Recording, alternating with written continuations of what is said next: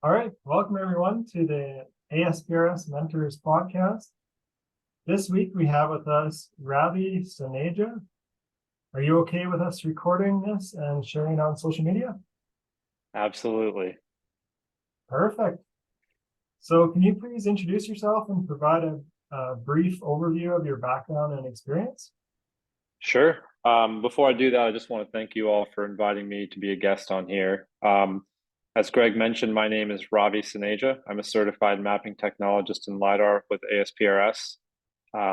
My background with the geospatial industry started in 2017. I worked for a company called Precision Hawk in a business development role, and I was working with engineering, construction, geospatial firms, helping them find drone solutions that fit their needs.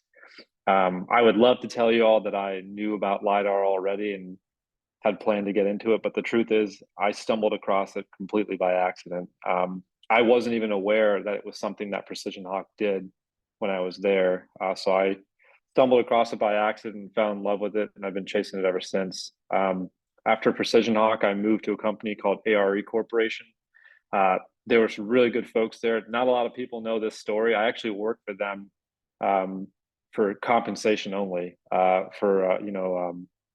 What's it called when you're doing sales and you're getting comped based off the number of sales you've done. That was the way I was. That was my relationship with them. And then I actually moved back to Precision Hawk. I spent so much time talking about LiDAR that I got really interested in wanting to process it. So I went back to Precision Hawk a second time, and there I was processing LiDAR for them, primarily working on power line mapping projects. And then after about 8 months about 8 months, I moved over to AIRS Associates and was a geospatial services technician with them. Became the technical lead for their unmanned airborne LiDAR program.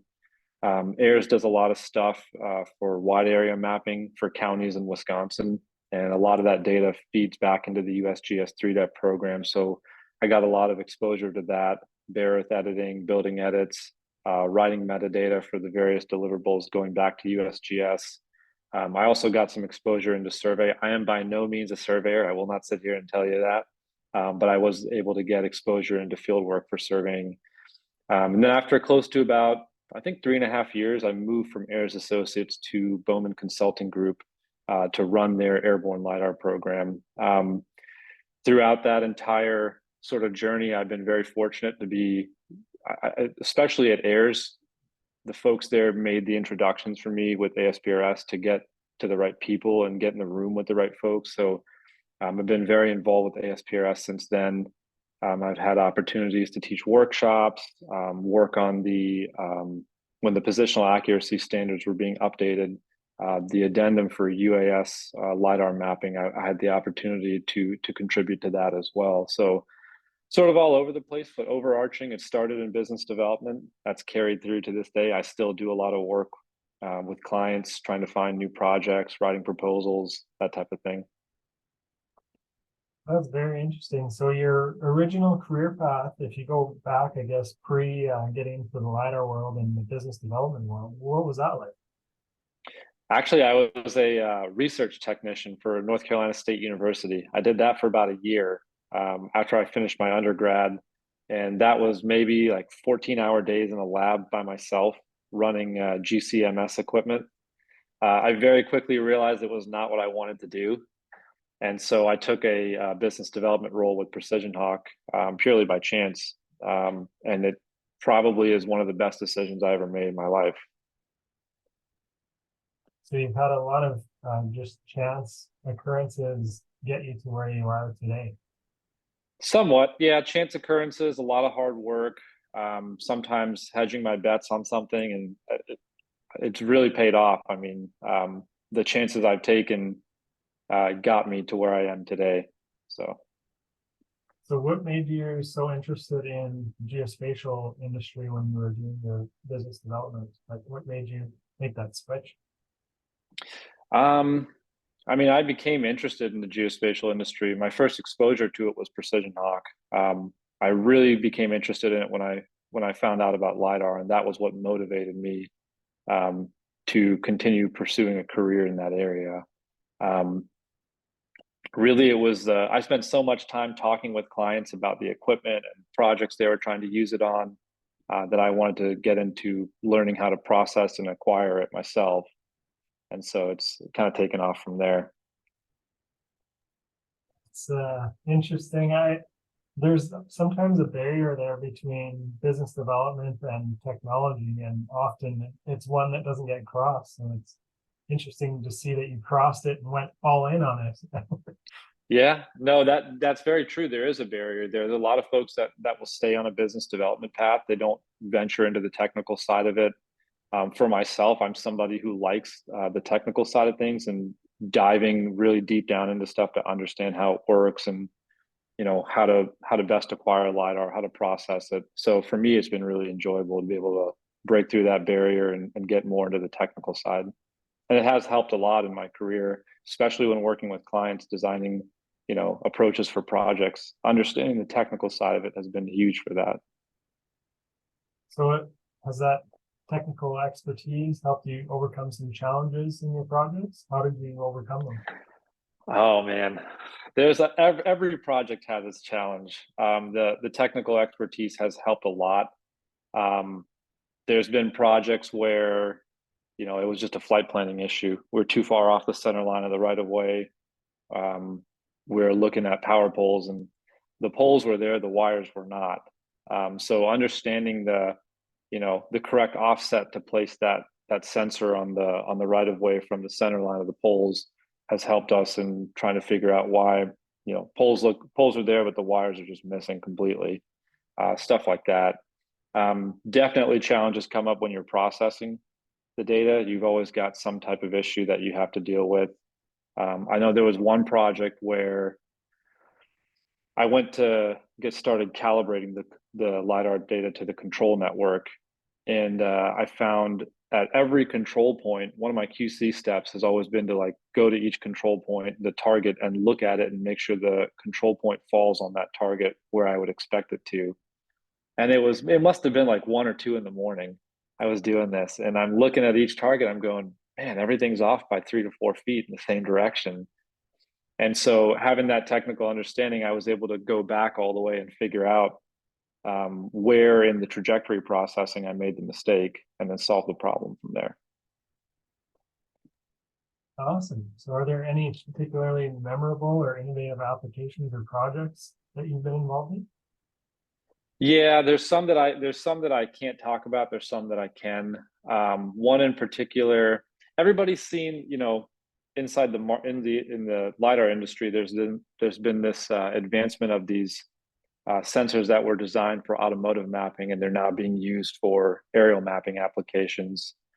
There was one project I worked on at Bowman. I think we were there was a transmission line that was being tied into an existing line to go back to a substation. And the sensor that we had was the Hesai 32 XT. And so it's a 32 beam scanner, 2 returns per outgoing pulse. But I was looking at it and I'm like, I don't think I need all 32 channels. I could probably get away with a handful of these. So I picked the 3 most nadir channels, 0 degrees, +1 degree, and -1 degree, and then +15 degrees and -15 degrees.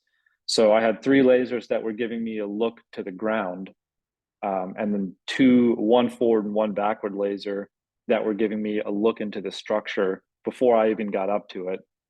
And that did help considerably with cleaning up the general the noise in the data, because there's less lasers, there's less noise. And you also I was actually pretty impressed for what that sensor was, what it could do. It's not going to give you the same precision or accuracy as maybe like a VUX 120, but I thought it was really cool nonetheless that I could, manipulate the data and post-processing to actually do what I wanted with it, take out the laser beams I didn't, and use the ones I felt like I needed. Interesting. So you have your certification with ASPRS. Mm-hmm. What motivated you to obtain that certification, and at what point would you recommend early career professionals pursuing that? That's a really good question. What motivates me is really professional development and growth. Like I mentioned earlier, I'm the kind of person who likes to dive really far down into the weeds and understand how things work. So for me, getting the certification was a no-brainer from that perspective. Um, if you're looking at what point in your career should you work to obtain that, I would argue that you should look to do that as soon as you enter the industry. Everything that you're doing in your work experience is going to help you build the experience over time to go pursue those certifications. Um, just as an example, when I returned back to Precision Hawk to process LiDAR for them, I I remember very vividly walking through the parking deck to go back into the building, and I was walking with one of my she's a good friend now, and at the time she was a friend and a mentor. But I remember turning to her and saying, I want to pursue my CMS and LiDAR and one day run an airborne LiDAR program. And so everything I've been doing in my career has been to help serve that, to help me be able to build the experience to go out and get a CMS LiDAR and someday a CP. But I think it also shows folks in the industry, if you're going out and getting certifications, that you're somebody who takes this seriously, wants to do good work and understand things really at a deeper level. So I think most of the early career professionals will come from a education directly related to, the geospatial sciences. Your path seemed a little different. So do you have any tips and tricks for studying for those exams to ensure success? Like, how did you prepare? A lot of the time I spent preparing was reading, the resources that are already there, the manual for topographic airborne LiDAR, the USGS Lidar Base Specs. A lot of my other preparation, I guess, so to speak, it was just on the job learning, right? Everything that I'm learning from what I'm doing on a day-to-day basis is helping me prepare to take that exam. Without giving away, what the exam is looking for. In my experience, it's really testing more of your practical knowledge rather than theoretical knowledge. So I guess that's what I would say. So you had some mentors then that helped you with the practical knowledge that then helped you for the examination. Definitely. Yeah. I think for me, the list of mentors is long.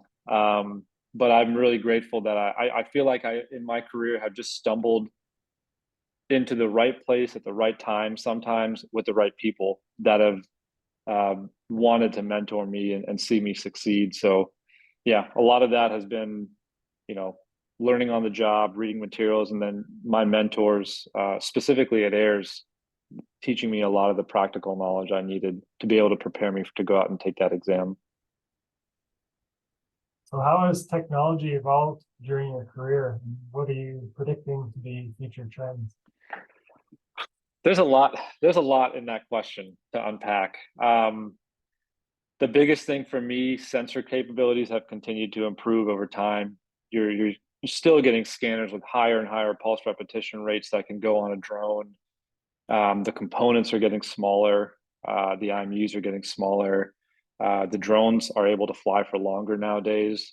I remember back when I started working with UAS LiDAR, must have been like 2017, 2018, we were flying M600s, and we're lucky if we got like 16 minutes of flight time.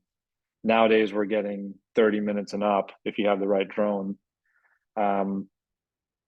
Future trends in the field, I think that was the second part of your question. Is that correct? AI has been a big one for processing LiDAR. I've not really gotten too much into that myself, so I can't speak on it, but it is one that I hear about a lot.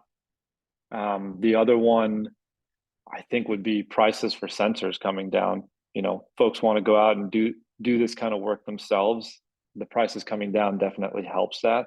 But I would say that with the prices coming down and more people jumping into it, there is an even bigger need for folks to look at getting certified and following the standards that the ASPRS has designed for these types of projects. Yeah, I agree 100% with that statement.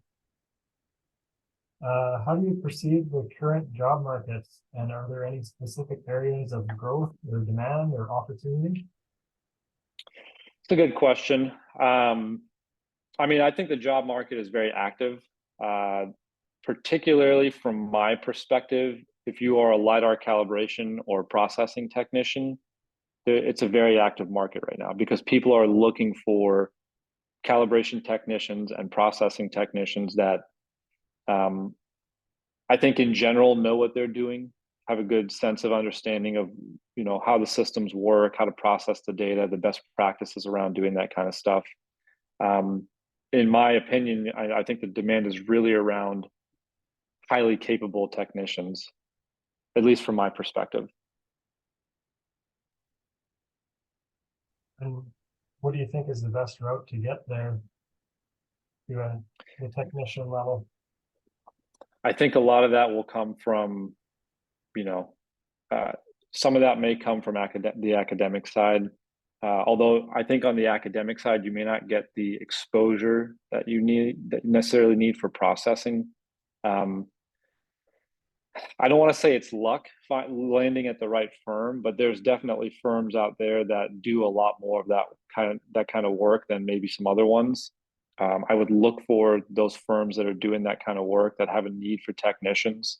Coming in as a Tech 1, I think if you're somebody who really wants to pursue calibration and processing, going to find a company that has a Tech 1 position open, if you're a fresh graduate, that's a really good pathway. You follow the Tech 1, 2, and 3, maybe even Tech 4. It's really going to set you up with the right foundation to be able to become that highly capable technician. Yeah, shameless plug to Penn State's topographic mapping with LiDAR class. It's kind of, I guess it gets past the trajectory processing and more into like once you have your point cloud, taking that, classifying it, and producing rasters and other products from it. So it's really good. Yeah. There is kind of I'm not aware of any classes that are practical, hands-on, like the first steps of LiDAR processing. Maybe they're out there. If anybody knows, let us know, I guess. They may be out there. They may very well be out there. I don't know myself, but I definitely think, if you go down a Tech 1 or a geospatial technician route with a company that does, I'm not saying that you have to go to a company that does only that, but if that's really what you're interested in, I would suggest looking for those types of firms. And LinkedIn is a great way to get connected to those folks and try to get your foot in the door. So who are your target industries or sectors for your services? Oh man. Just from my background, a lot of the work I've done has been power line, transmission or distribution network mapping. Those have been the clients that I've chased the last 4 or 5 years now. There's a big demand for vegetation encroachment around transmission lines. It still is there today. To me, that's at least, what comes to mind right now. That's one area where we have a demand for transmission lines being built. Lines need maintenance over time. Utilities want to know what they have out there. If they're doing any kind of maybe they're rerouting the line or something like that, they need that information. Points of attachment, center, top, bottom of structure, sag along the wire. Maybe they want like quarter sag shots. The LiDAR is a great way to get that information. Yeah, I have a story that I won't share it today because it'll take up the whole time, but about like a 4-day using a total station to survey a few spans of a power line. This is in 2011 that now would take 20 minutes. Yeah, that was a big one for us. Back at AIRS, we did a lot of that kind of work. It wasn't that we were trying to replace the surveyors in the field with the total station, because we still need surveyors. I feel like that's a misconception that gets thrown around a lot, that just putting a drone out there is going to replace the need for a surveyor on the ground. It's not. But that was one area that we were finding good success with using drone-based LiDAR, was maybe speeding that process along a little bit. So what specific skills do you think are essential for geospatial professionals in your field of specialty? Specific skills. I think problem solving is a big one. At least it's been for me. Problem solving and being resourceful. I can't think of a single project where I have not encountered some kind of an issue. It may not have been serious, but there's always something that goes wrong. You really need to have a mindset for problem solving and trying to dig down into the weeds and figure out, where things are going wrong, what you can do to correct that. If there is anything you can do in post, great. If not, it may mean going back out and having to recollect. So beyond the technical skills, what qualities make people successful in this field? Qualities that make people successful.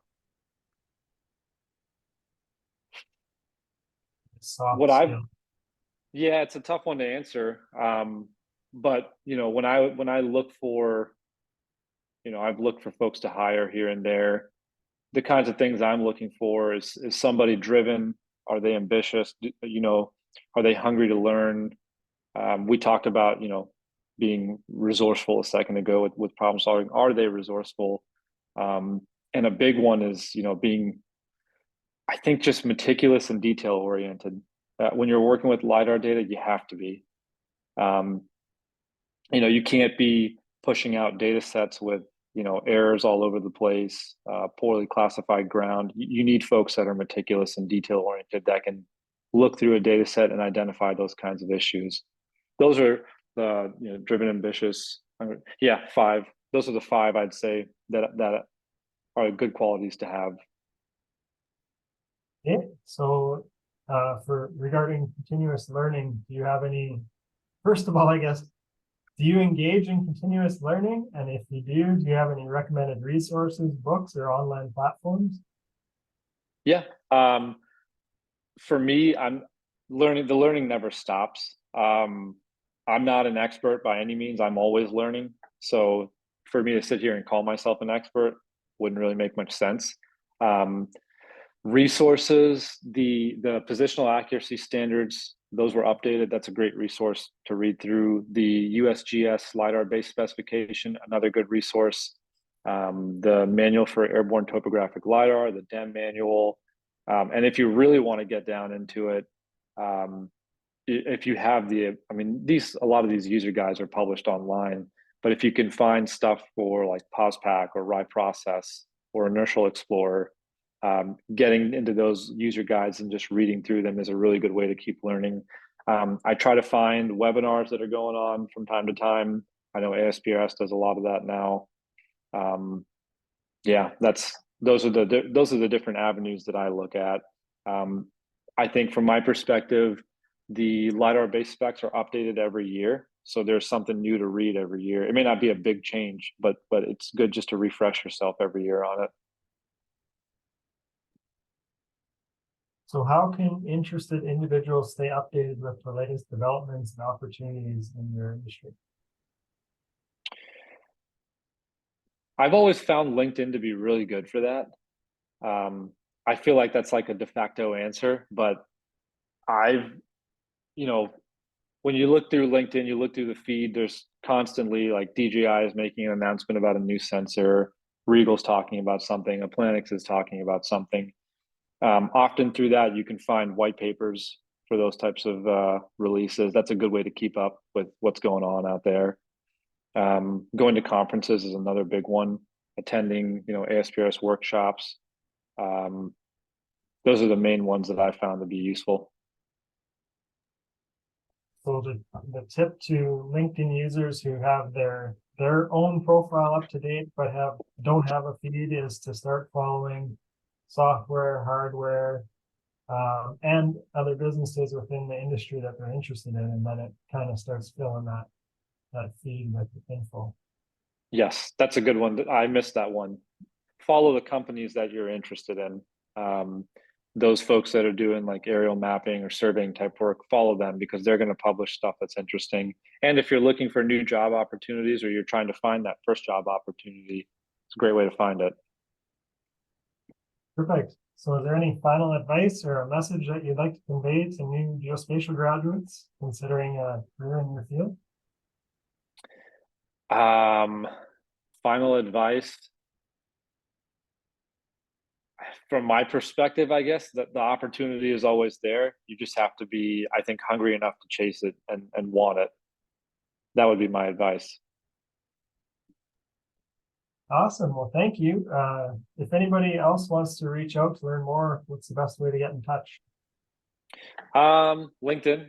That's a great way. I'm very active on LinkedIn. And by design, it's not hard to find me because I like talking to people about this kind of stuff. So add me on LinkedIn if you'd like and shoot me a message, and I'm happy to chat with anybody who's younger professional looking for advice or tips on certain things.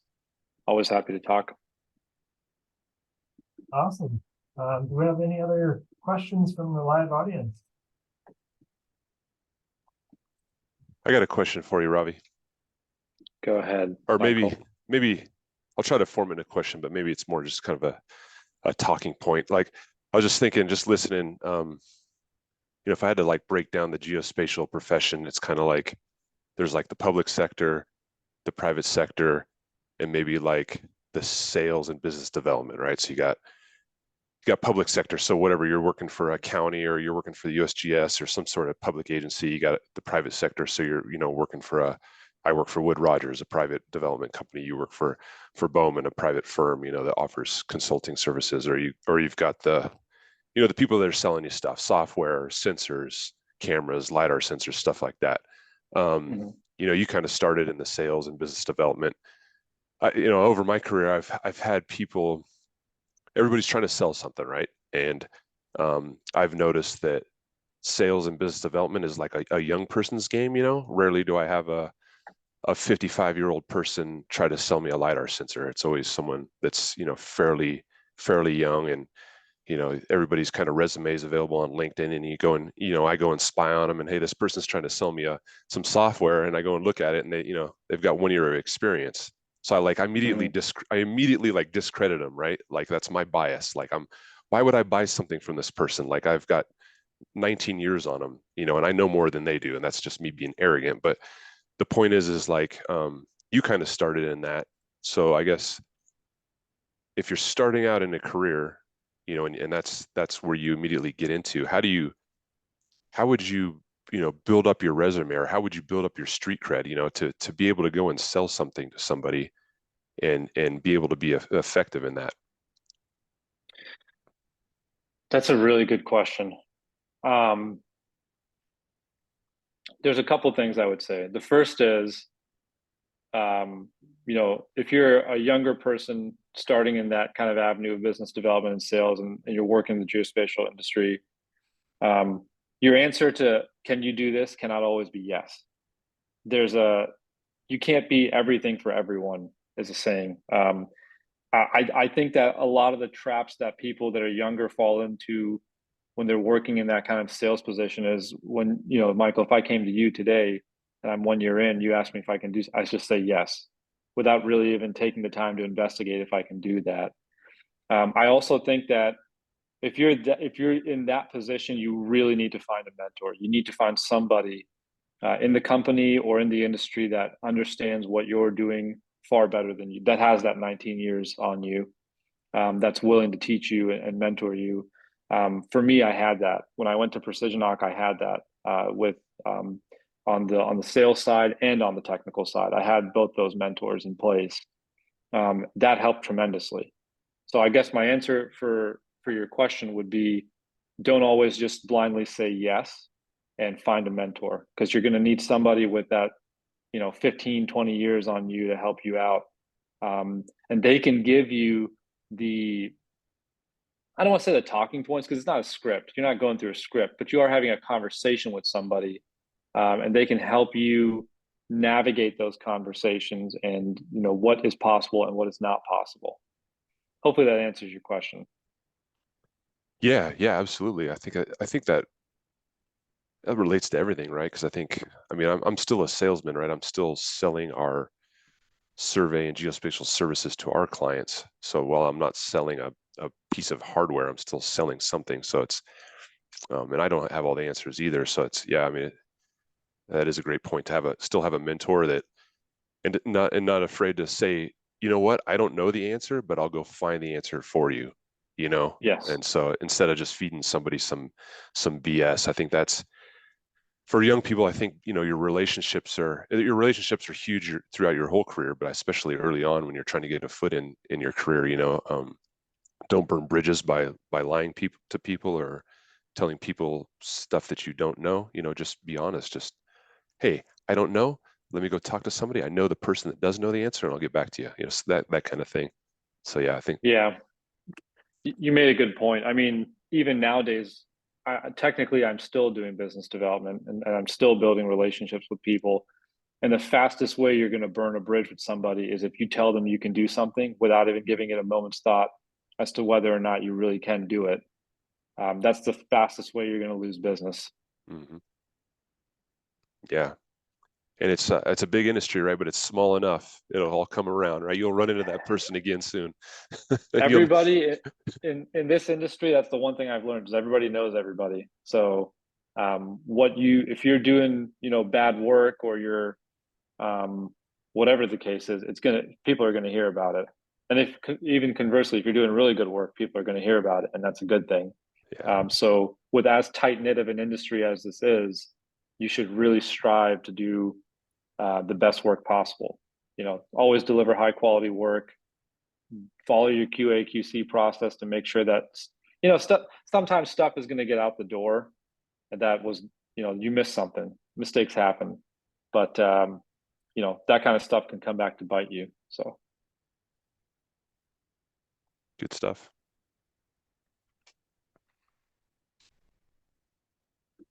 Thanks, Michael. Does anybody else, or Michael, do you have any more questions, or anybody else in the live audience?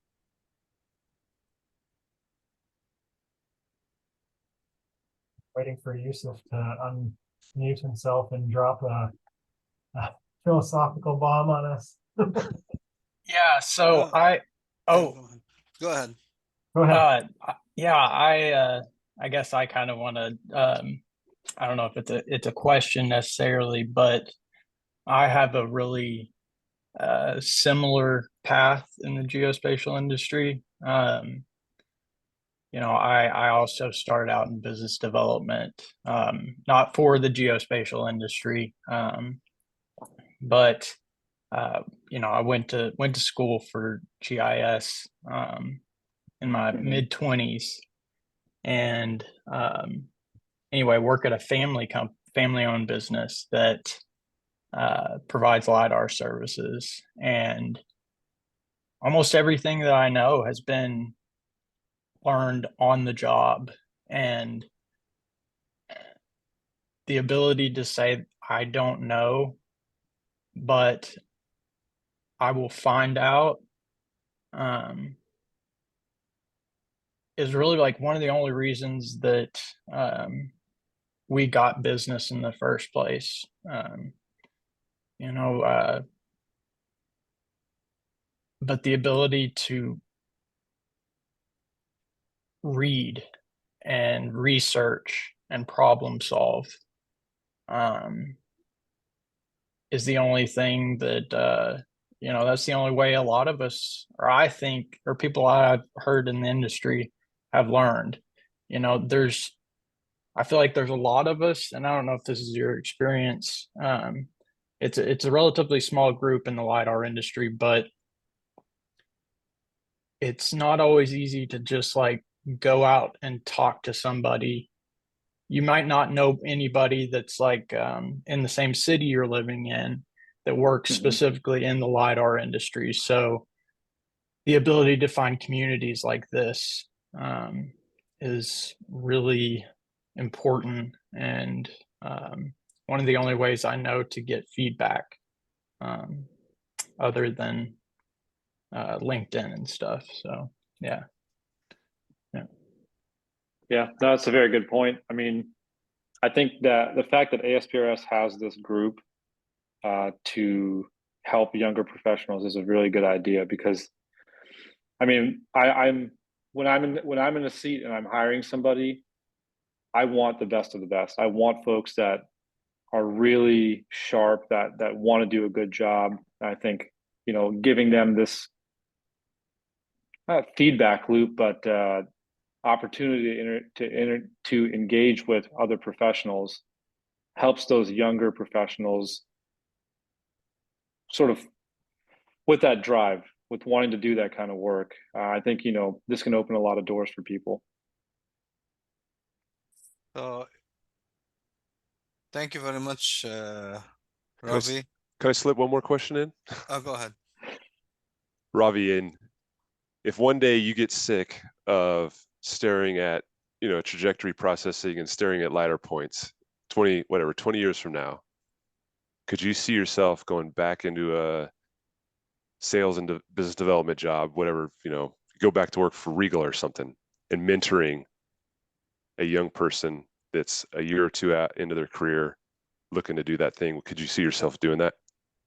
Oh yeah, definitely. I mean, I don't think I'll ever get sick of looking at trajectory processing or like the pre-processing stuff and calibrating data, but I guess that's the one thing I should say. The more I've advanced in my career, you know, Monday, November 6th, I start a new job, right? So what I've found over time is the more I've advanced in my career, I can't always be the guy processing the data.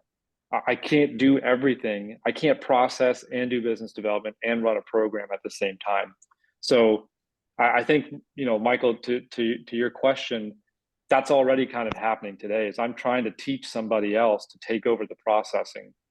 When I moved on from AIRS Associates, you know, I developed a full, probably should have, I mean, in my opinion, it could have taken more than a day, but I only had a day to do it. It's a full 8-hour program of, this is everything that I know in my head. I'm going to brain dump it on you.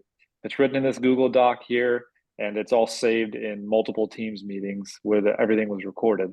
But this is for you to use. Take what I'm sharing with you and go and process the data, and you're going to learn stuff along the way. If you have questions, come back. But I guess to answer your question, yeah, I could see myself doing that. I probably would want to be doing that. I'd love to be doing that even now, of teaching somebody else how to process, so I can go off and kind of do some other things here. Yeah, I have a question. So you mentioned looking at resumes if you're hiring or recruiting. So is this a continuous process for you when you go to conferences? You're always looking around you and looking for talented people, or let's say you have a vacancy you want to fill. What's your approach? Where is the place that you go to?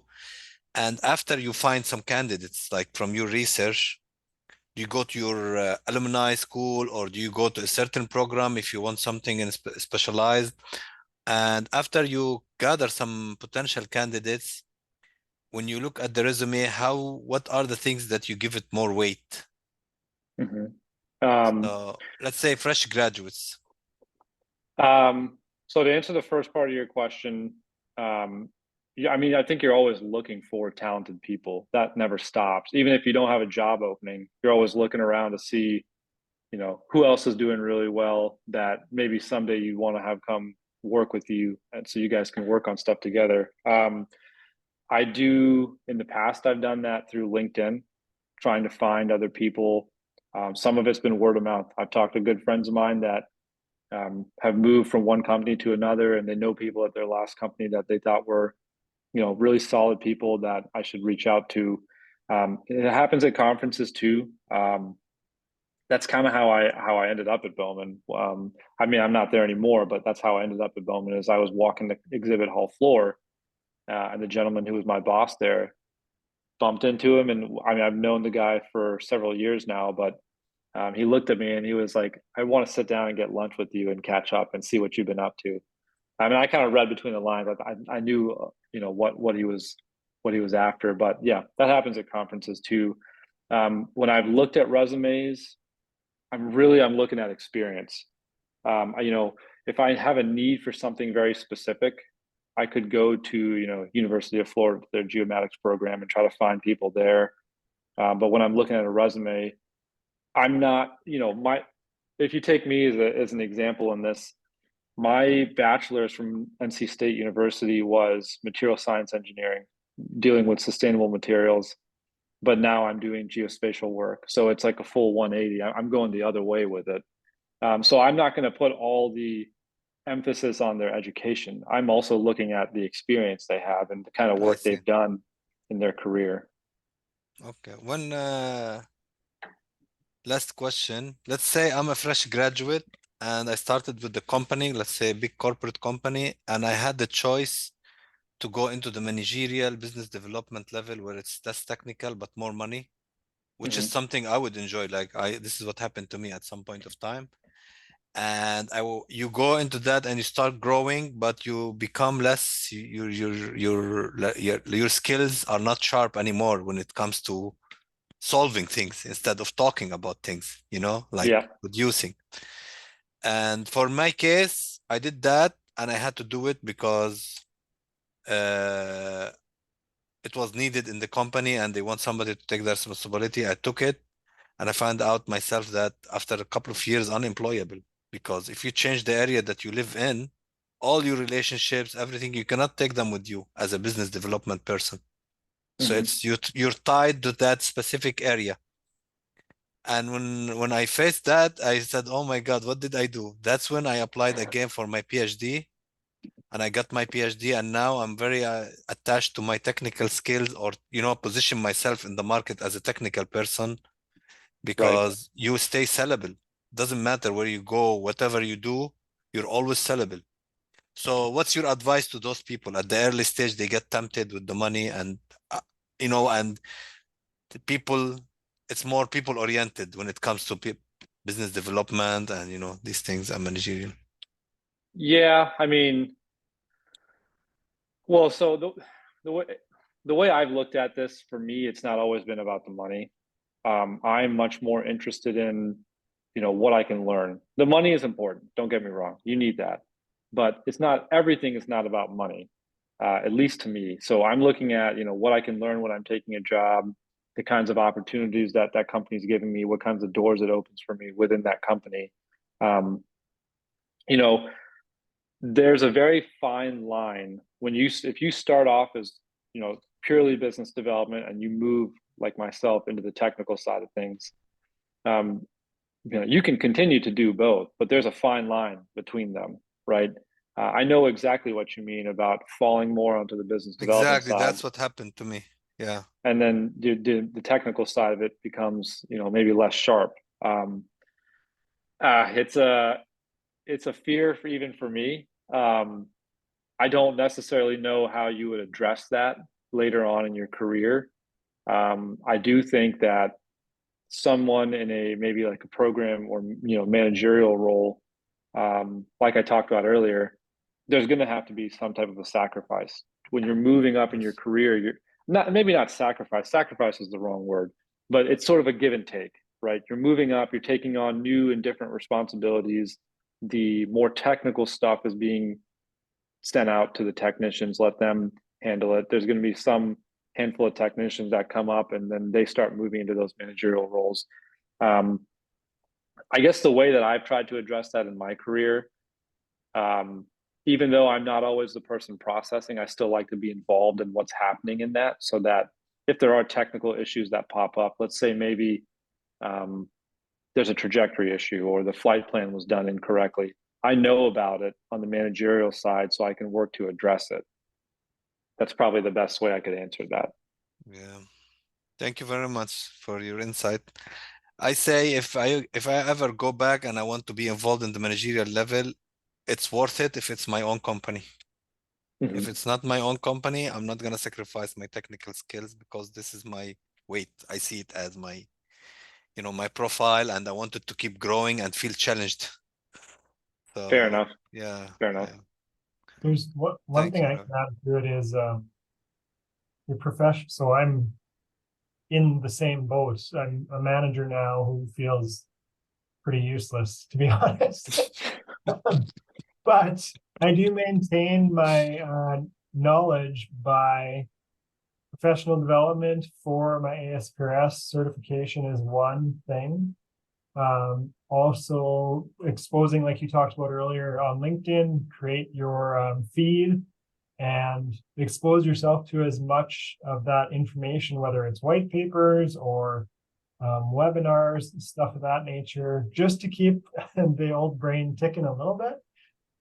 That's really helped me. And then this is just speaking for myself, became essentially a career student. Like I keep taking academic courses just to keep my, I know sometimes that's not at the bleeding edge of industry, but it does, introduce you to new things that or new ways to approach problems that you maybe didn't think of in the past. So again, shameless plug to Penn State. University of Florida also has a lot of online opportunities, and there's probably quite a few others out there. So yeah, I mean, I guess from my perspective, like I said earlier, there's certainly those folks that maybe you really like the business development side, you want to stay in there.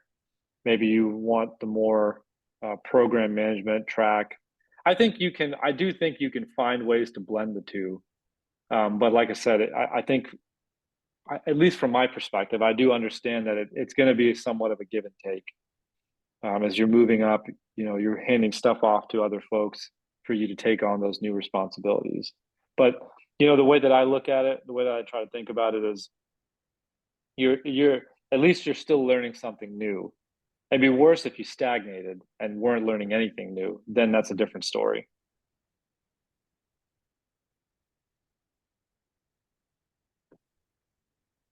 well, thank you very much for your contributions to our podcast and the ECPC. It's going to be future students and young professionals are going to be happy to hear your wisdom. I think it was really good. I didn't know your background, so it was great to hear your unique story. Thank you very much for that. Thank you very much for having me. I appreciate that. I appreciate the opportunity, and look forward to hopefully the younger professionals who are looking at this. And please feel free to reach out. I'm always open to talk about this kind of stuff. So Thanks. thank you.